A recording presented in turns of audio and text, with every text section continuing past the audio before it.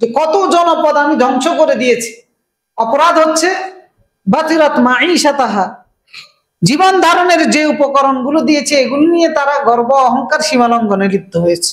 এখনো যে জনপদগুলো অবারিত রিজিকের মধ্যে হাবুডুবু খাচ্ছে, হয়তোবা আপনার জীবদ্দশায়ও দেখতে পাবেন যে এগুলোকে আল্লাহ ধ্বংস করবেন কিভাবে। এবং অতি সম্প্রতিও যে সমস্ত জনপদগুলো ধ্বংসপ্রাপ্ত হয়েছে, খোঁজ নিয়ে দেখেন নিকট অতীতে আল্লাহ তাআলা এদেরকে অবারিত সম্পদের মধ্যে রেখেছিলেন, যার কারণে এরা পাপাচারে লিপ্ত হয়েছে, আল্লাহ তাআলা পরে ধ্বংস করে দিয়েছে। বেশি পাইলে আল্লাহর অবাধ্য হয়ে যায়, আছে না? অনেক আছে। এমনকি এই জমিনে যত অবাধ্যতা কাজ মানুষের মাধ্যমে হয়েছে, এর বেশিরভাগই হয়েছে অতিরিক্ত রিজিকের কারণে। আর হোস্তাগনা, মানুষ যখন নিজেকে অমুখাপেক্ষী ভাবে তখন মানুষ পাপাচারের মধ্যে লিপ্ত হয়ে যায়।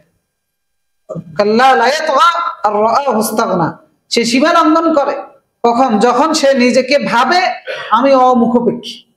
অবারিত রিজিক যখন পায়, বেশিরভাগ মানুষই অবাধ্যতার কাজে লিপ্ত হয়ে যায়। যেন আল্লাহ তাআলা রিজিক সংকীর্ণ করে দেন, কম দিয়ে থাকেন।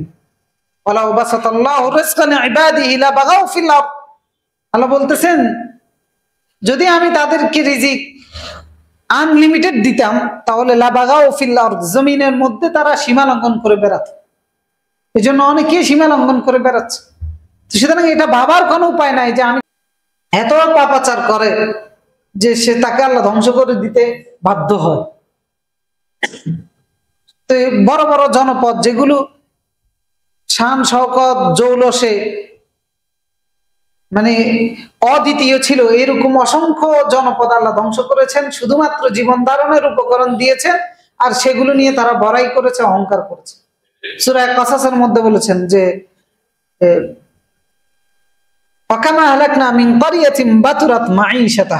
কত জনপদ আমি ধ্বংস করে দিয়েছি। অপরাধ হচ্ছে বাতিরাত মাঈশাতাহা, জীবন ধারণের যে উপকরণগুলো দিয়েছে এগুলো নিয়ে তারা গর্ব অহংকার সীমালঙ্ঘনে লিপ্ত হয়েছে। এখনো যে জনপদগুলো অবারিত রিজিকের মধ্যে হাবুডুবু খাচ্ছে, হয়তোবা আপনার জীবদ্দশায়ও দেখতে পাবেন যে এগুলোকে আল্লাহ ধ্বংস করবেন কিভাবে। এবং অতি সম্প্রতিও যে সমস্ত জনপদগুলো ধ্বংসপ্রাপ্ত হয়েছে, খোঁজ নিয়ে দেখেন নিকট অতীতে আল্লাহ তাআলা এদেরকে অবারিত সম্পদের মধ্যে রেখেছিলেন, যার কারণে এরা পাপাচারে লিপ্ত হয়েছে, আল্লাহ তাআলা পরে ধ্বংস করে দিয়েছে। তো অতিরিক্ত রিজিক অনেক সময় মানুষকে পাপাচারের দিকে নিয়ে যায়, এই জন্য আল্লাহ তাআলা রিজিক সংকীর্ণ করে রাখেন। সুতরাং এটা ভাবার কোনো উপায় নাই আল্লাহ আমাকে কম দিচ্ছে তার মানে আল্লাহ আমার প্রতি অসন্তুষ্ট।